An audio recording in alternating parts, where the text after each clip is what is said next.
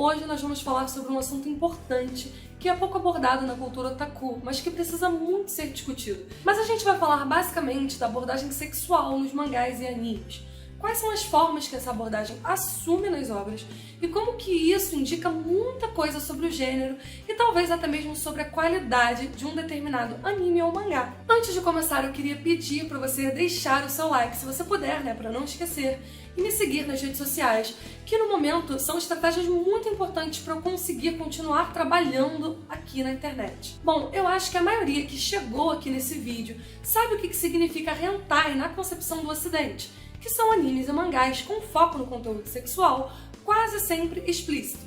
E ecchi ou ecchi, que seriam as abordagens sexuais apenas insinuativas, e às vezes como alívio cômico, outras como fanservice, etc. Antes, eu acho interessante dizer que no Japão os termos são completamente diferentes. Os kanjis de hentai significam anormal, e a partir de 1910, 1915, o termo hentai começou a ser usado nos estudos de sexologia para tratar de desejos sexuais considerados anormais, que estavam relacionados com um movimento artístico chamado eroguru, que significa erótico e grotesco, e envolvia estupro com tentáculos e coisas bastante gore. Aliás, se eu não me engano, gore também vem de grotesco, Logo depois disso veio a censura no período militar pré-Segunda Guerra, onde você já tinha a produção de narrativas em quadrinhos, inclusive eróticas, em que não se podia mostrar as genitálias. Alguns historiadores de mangás dizem que daí dessas limitações, os artistas começaram a representar a sexualidade em outros detalhes, de forma indireta, como nas expressões do rosto e em simbolismos através de objetos. E agora eu é que estou dizendo que provavelmente toda essa forma lúdica de representar a sexualidade criou uma cultura muito específica de uma sexualidade insinuada e subjetiva, que aqui no Ocidente a gente chama de ecchi. Mas, galera, no Japão o termo usado é oeroke. E depois da Segunda Guerra, quando acabou a censura e a cultura norte-americana com o modo de produção capitalista entraram no Japão, a produção de mangás teve uma explosão. Inclusive a produção de mangás adultos eróticos, que no Japão são chamados de seijin mangás ou mesmo ecchi mangás. Isso porque ecchi vem da pronúncia de H no inglês. H de hentai mesmo, devido à forte associação entre os quadrinhos eróticos e as artes hentai de sexo grotesco. Mesmo que a produção não fosse necessariamente de coisas desse gênero, e sim de pornografia comum. Mas aí o termo ecchi pegou e passou a ser uma gíria que ganhou vários significados relacionados a erotismos, inclusive echitsuru, que significa fazer sexo. A palavra hentai, por outro lado, gente, significa anormal e é muito mais pesada. Normalmente ela não é usada no Japão para se referir a mangás eróticos no geral. Bem, o grande problema é que essas obras, apesar de serem chamadas de mangás adultos, muitas vezes têm a participação de crianças e adolescentes, de uma forma que na maior parte do mundo é considerado ilegal. Mas para os japoneses, o fato de uma criança estar sendo representada em desenho fazendo coisas sexuais não é a mesma coisa que, de fato, ter uma criança realizando esses atos. E olha, nessas obras as crianças podem ser realmente bem pequenas. Eu já encontrei materiais, inclusive com bebês, que é uma coisa muito pesada de se falar, mas acreditem ou não, esse argumento no Japão é muito comum. E até hoje ele é aceito pelas autoridades japonesas, mesmo com toda a pressão que a ONU fez aí para que esse tipo de material seja proibido definitivamente. E se você está familiarizado com esse outro lado aí da indústria editorial japonesa, você certamente tem um outro olhar para a presença de determinadas insinuações de sexo em desenhos que são para crianças e pré-adolescentes. E aí entra uma outra coisa, que se tem uma coisa que o Ocidente nunca entendeu completamente, é que no Japão, o mangá é uma forma muito comum de se consumir narrativas em todas as faixas etárias, de crianças até mesmo idosos, e que cada obra tem o seu público-alvo definido por idade e gênero. As pessoas que não estão familiarizadas com esse universo de mangá e anime acabam não entendendo que nem tudo ali é para criança. Assim como o otaku acaba não entendendo que determinado mangá é sim destinado para crianças. Ele acha que não, porque ele sabe que no Japão os adultos também consomem mangás. Mas o fenômeno de adultos que consomem shounens, que é um gênero voltado para meninos, é muito maior no Ocidente do que no Japão. Eu não tô dizendo que você não pode gostar dessas produções, gente. Eu mesma gosto de várias. A questão é que se você entende para que público-alvo aquilo é destinado prioritariamente, você muda o seu olhar, por exemplo, sobre a censura sofrida nas edições brasileiras, como no excesso de violência. E você também percebe como que algumas sexualizações são completamente inadequadas. Sobre isso, eu vou citar um livro que é uma dissertação de mestrado muito interessante a respeito de mangás. No livro da Sonia Luiten, ela diz que essas expressões de sexo e violência são, abre aspas, as fantasias cruéis de um povo que é forçado a apresentar-se na vida diária como amigável, pacífico e dócil. Aquilo que nós vemos frequentemente no mangá é o oposto do padrão de comportamento ao qual todos devem se adequar. Fecha aspas. Ou seja, ela basicamente diz que é uma espécie de válvula de escape em inversão.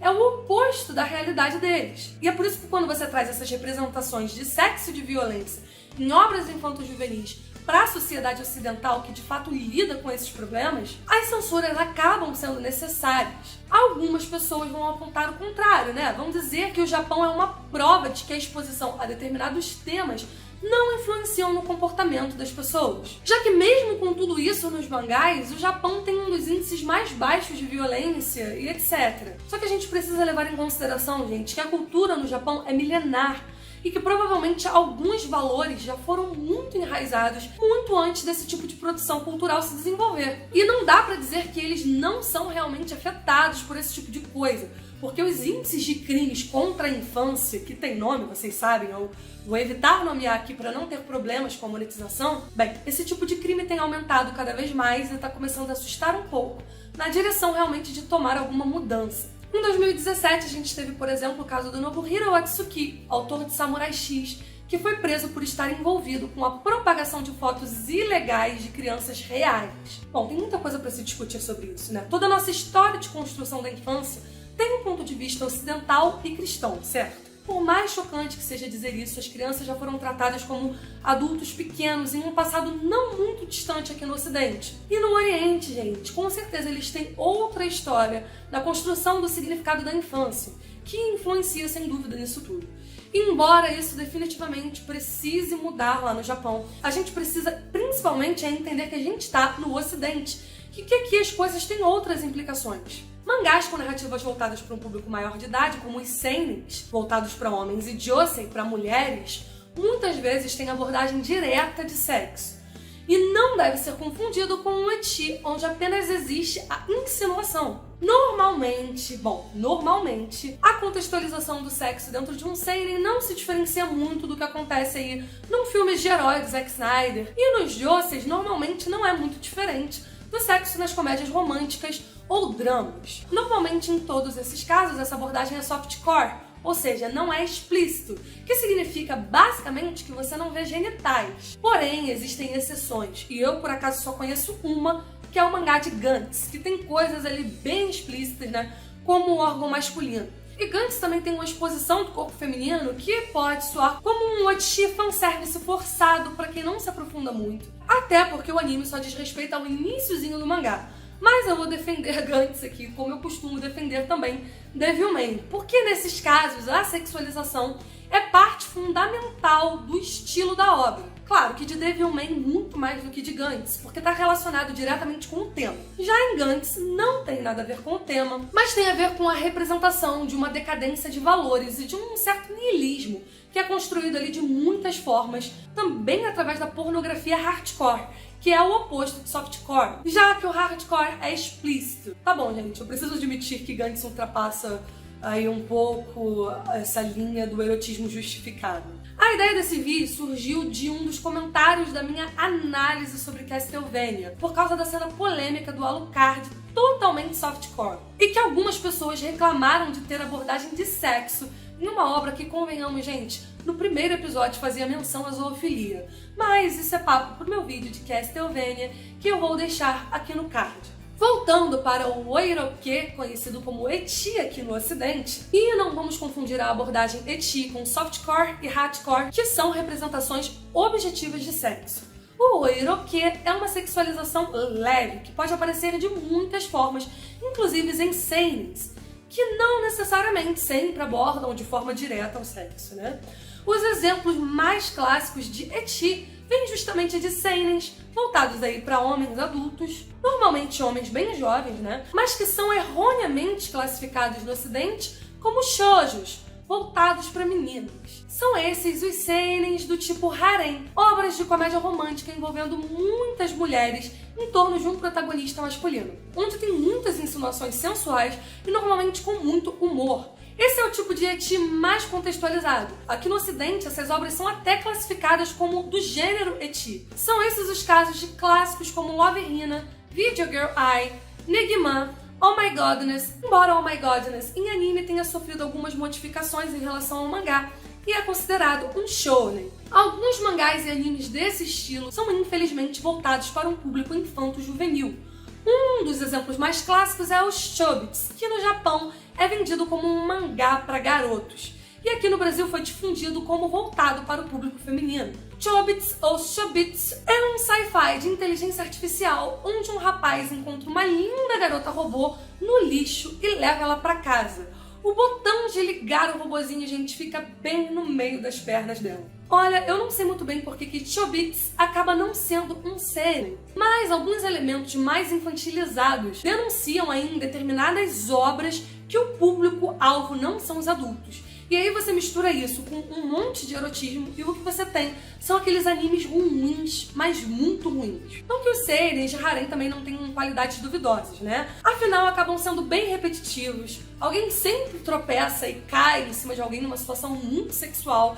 E sempre tem um mal-entendido. Uma característica muito forte nesse estilo é que o protagonista masculino tem sempre um papel de vítima dessas situações. Ele, por exemplo, acaba sem querer rodeado de mulheres na vida dele que vão surgindo do nada e normalmente fica muito envergonhado quando as cenas ecchis acontecem.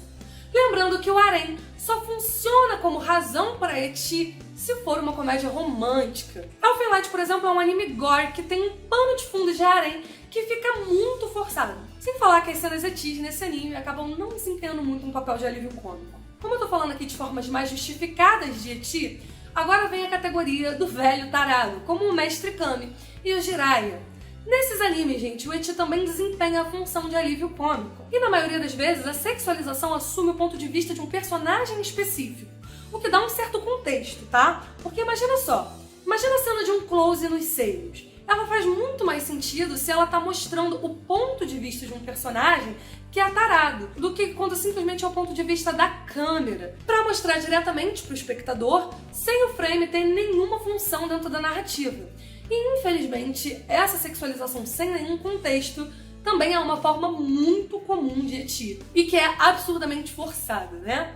Outra coisa que marca bastante o personagem tarado é ele acabar apanhando ou sendo sempre punido de alguma forma pela sua taradice. Ah, e o sangue no nariz também é bem comum aqui nesse tipo, quanto em alguns haréns. E normalmente isso é uma marca dos echis de alívio cômico. O pior tipo de ecchi é sem dúvida aquele que não é cômico, não tá sob o ponto de vista de ninguém e nem acrescenta nenhum sentido simbólico na obra. Um exemplo muito bom é a sexualização das personagens femininas em Evangelion, seja por aparecimento de calcinha, por ângulos de câmera, dentre outros recursos, né? No caso de Evangelion, não compromete a obra como um todo, mas a maioria dos fãs considera isso algo realmente chato. Até porque, convenhamos, gente, os personagens são praticamente crianças ainda.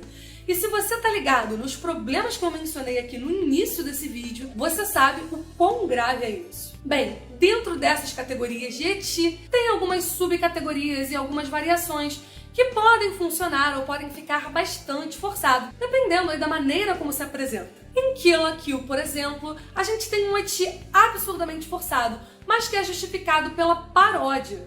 E embora seja uma paródia de shonens, ou seja, de mangá para garotos, é destinado a homens adultos. É claro que por conter elementos de shonen vai acabar atraindo a garotada. E aqui no ocidente, por exemplo, fica na categoria de animes na Netflix sem nenhuma separação por classificação indicativa, que é um problema que acontece ali em todos os animes seinens e é algo que particularmente me preocupa bastante. Em geral, gente, o ecchi não funciona muito bem em shonens, a não ser no exemplo do velho tarado, que também é uma coisa que hoje em dia já não é nem mais tão bem vista. Mas eu não vou entrar nesse nível de crítica aqui. Galera, enquanto eu fazia esse texto, eu fiquei tentando pensar em qual categoria isso encaixaria na Natsu no Taizai. Porque assim, a gente já tem um grande problema dessa série ter um público-alvo que é infanto-juvenil. Não adianta, esse é o público para qual ela é prioritariamente destinado. E aí as pessoas defendem o eti da série como alívio cômico. Porém, se a gente analisar direitinho, olha, não são cenas em que acontecem por acidente, por exemplo, não deixa ninguém constrangido, pelo contrário, né? O personagem do Meliodas está mais para uma versão do velho tarado, só que na imagem aí representada de uma criança, e que nunca é punido e nem se dá mal por causa das atitudes dele. Muito pelo contrário, a personagem da Elizabeth fica numa situação completamente passiva. Olha, eu realmente não sei como esse tipo de coisa pode funcionar como alívio cômico, porque não atende a nenhum dos requisitos e, sinceramente, é uma coisa muito esquisita e que eu não conheço nem muitos outros exemplos que sejam mais ou menos assim, sabe? Mas com certeza existem vários, porque eu não subestimo o Japão. Além desse tipo de eti, o Nanatsu no Taizai também sofre daquelas questões de ângulos e closes que não estão justificados dentro da narrativa de nenhuma maneira. Não são, por exemplo, o ponto de vista de nenhum personagem. E voltando, porque é importante enfatizar isso, é um shonen voltado para um público bem jovem. E que no Japão é muito mais jovem do que o público ocidental. Porque, como eu disse aqui, a gente adquiriu o hábito de consumir as obras independentemente do público-alvo por idade. Provavelmente porque aqui no Ocidente a gente não tem uma variedade tão grande assim de produtos à disposição, e também porque por aqui as obras não estão separadas por suas respectivas categorias de faixa etária e gênero. E quando raramente estão, são nomes em japonês, né, como shonen, josei, seinen, etc. Acaba que tem muita criança vendo seinen e muito adulto vendo shonen. Galera, não deixe de me seguir lá nas redes sociais para eu bater a minha meta. Não esquece de deixar o seu like, comenta o que você achou, se você gostou, o que você não gostou, me deem sugestões. Um beijo e até o próximo vídeo.